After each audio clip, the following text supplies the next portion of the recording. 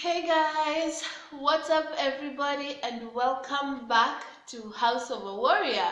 And first of all, as always, I want to say thank you so much to everybody who has subscribed to the channel so far, for everyone who keeps watching, liking, commenting, and you know just watching without being a subscriber. But please subscribe, it is free. Please keep telling a friend to tell another friend to tell another friend to check us out, and let's fill this house up. Okay, so today I want to talk to you a little bit about the things I wish I knew as a young warrior. There are things, a lot of things about sickle cell that I know now I learned as an adult, and I'm not blaming my caregivers or my aunt or the people that were around me. I'm not doing that, because even if they would have explained to me the severity of this disease as a child, there's no way I would have gotten it.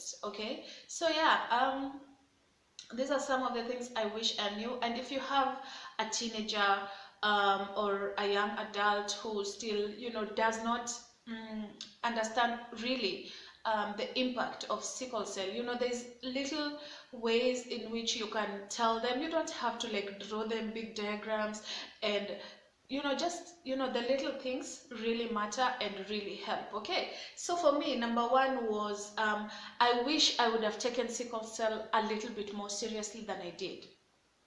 Okay, and in line with that, which is my second point, is I wish I had taken my medication consistently. Okay, this is especially after I went to high school, because when I lived at home, like, my aunt would have never let me go to bed without taking my medication. But when I left and she took me to boarding school, and as much as the matron kept my medications for me and only handed them to me um, during bedtime, they did not stand there and watch me take it. Yeah, and so sometimes I would take them and sometimes I wouldn't. I was like, all these other girls ain't taking no medication. Why do I have to do this every single day of my life? And sometimes I felt like I felt good, like I was healthy enough to skip my medications for that day. And so those are some of the reasons that I was like, I'll skip today. My aunt will never find out. So I really wish I took this seriously, because sickle cell is a life-threatening disease. Yeah, a lot of things could go haywire for you and you could end up dead or worse. Yeah, and so, as in, it's serious. It is serious. I was gonna say it's never that serious, but in this case it is serious. So that is my number one. Number two, I wish I learned not to live in as much fear as I did back then.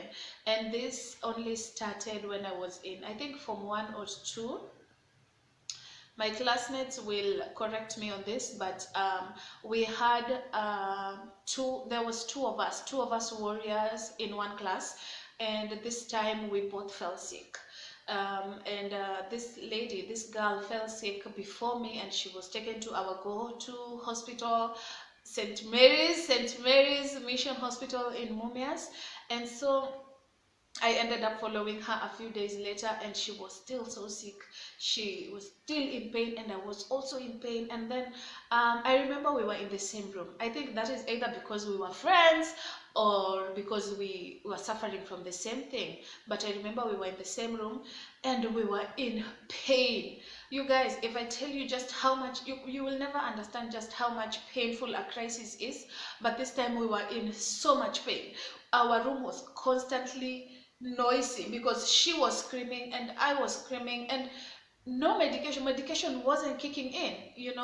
And so this one time, it was early in the morning, I think, and we were still in so much pain. And I remember my friend, her name was Stella, may she rest in peace.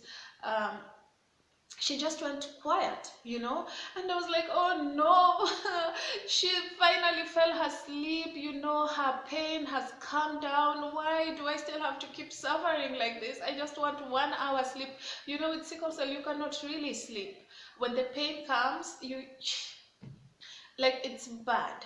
Yeah, and one of these days, I'm not hoping to be sick, but when it happens, I think I'm gonna have whoever is around me at that time record so that I can really show you. But still, I don't think you can get the impact of it.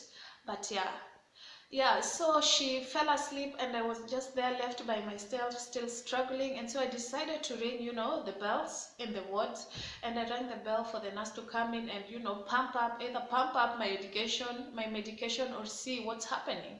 And so, first of all, they check on me and they rush to get my doctor or blah, blah, blah. But still, before they walk out, they check on Stella. And all of a sudden, there's just commotion. First of all, they draw the curtain that is right there in between us, and then there's just a lot of things happening that I don't understand.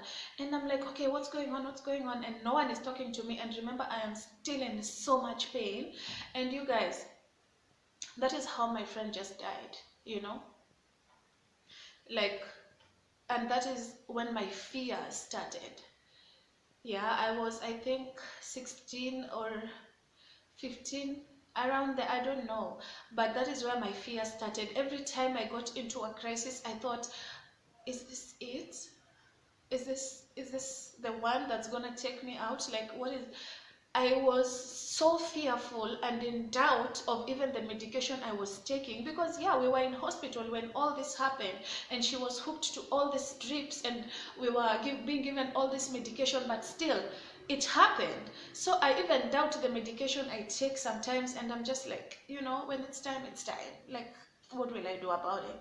Yeah, but I wish I knew that I shouldn't live like that anymore, that I should just focus and enjoy life, because all this doubt and all this fear is what brings about all this stress, and stress is what your body doesn't need as a warrior. Okay, so yeah, another thing is, I wish I knew not to wait for my pain to get worse, you know and especially in school, I never told anyone, this chronic pain that I have every day, that I come to shout to the streets the way I'm in pain. I never used to tell nobody.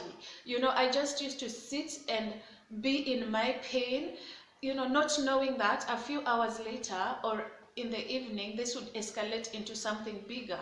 So I wish I ran to tell my aunt to get a painkiller, or to do something. I wish I did that more, because you guys, I just wanted to fit in. I just wanted to be normal, and that was my definition of normal. Not always being vulnerable, not always being sick. All these kids were now looking at me weird, and I just wanted to fit in. I just wish I knew that I didn't have to do all that to fit in. Okay, and then another one is, do not fear looking different, because as warriors we have something called stunted growth, which is caused by less oxygen in our bodies. So you do not grow. Your milestones are not the same as people your age. I remember not even wanting to go play with my friends or walk home from school with them, because these girls had, voluptuous chests, and they had hips, and they were just looking like teenagers, like growing into womanhood, and I was just there looking like a stick. And you know things like periods, I did not experience my period until I was like in my early 20s, and I'm just like, what are these girls talking about, yeah. So I put myself into this corner where I was just a loner, because according to me, I didn't look and I didn't experience what my friends were experiencing. And as if you watch my video where I was talking about growing up with sickle cell, I said the way I was a loner and I was always at home, it didn't bother me, because okay, I'd rather be here where nobody can see me than be out there with my friends where people can easily pick out, like, oh, she looks different. Why? How old are you, girl? And even now, right now, and most of you, even if I told you how old I was, you'd be like, nah, you know and so the insecurities that I put in my head. I wish I did not live like that. I wish I just was me and just accepted myself for who I am. But yeah, at that time I didn't know all that. Okay. Another thing is I wish I always knew when to say I'm tired. Okay. You guys, peer pressure. This thing called peer pressure, it is real. Oh. I wish I could just go back in time and told my PE teacher that I can't do that. I can't skip as many times as these other kids. I am tired. I need a break. I wish I could have told, some of these lessons where we had physical activity. I wish I could have just told the teacher, can I take a 5 minutes break? Because at the end of every physical activity, I was down, and I did not understand it. Like, it was a simple PE class. Why am I in pain? And the others are just there looking at me like they're not even tired, they still want to keep going, but you're down. And I didn't know it. I didn't know what was the cause. Yeah, and my final last point is I wish I knew that sickle cell was an inherited disease. Or rather, this one, I wish my friends knew that it was an inherited disease. Because now that I think of it, my friends, you guys were really petty. The way you looked at me, the way you disassociated with me sometimes, like, don't play with Lauren. Oh, after this, she's gonna be sick. You looked at me like I was gonna infect you with something. Um, Guys, really? Yeah, but anyway, I really wish that even if you're an adult now and probably you have or a parent who has a warrior and is still growing, they do not need to know the big stuff about sickle cell because they're still young, but at least educate them about simple facts like sickle cell is an inherited disease. You did not do anything to get this. You are not cursed. Nobody bewitched you. Okay, so if at all somebody comes confronting you about A, B, C, and Z, tell them, madam or sir, I will not infect you. Please just leave me alone. Please go sit over there if you're that scared of me. Yeah, I don't. Yeah, so that's it. I hope this will help someone, will help a teenager somewhere or a parent to help their teenager in return. Yeah, but these are the things I wish I knew as a young adult. Um, but that's it. That's the end of my video for today. Please thank you for watching. Please thank you for watching. Please keep telling a friend to tell a friend to tell another friend to check us out, and let's fill this house up. And I will see you guys next time in the next video. Okay, bye.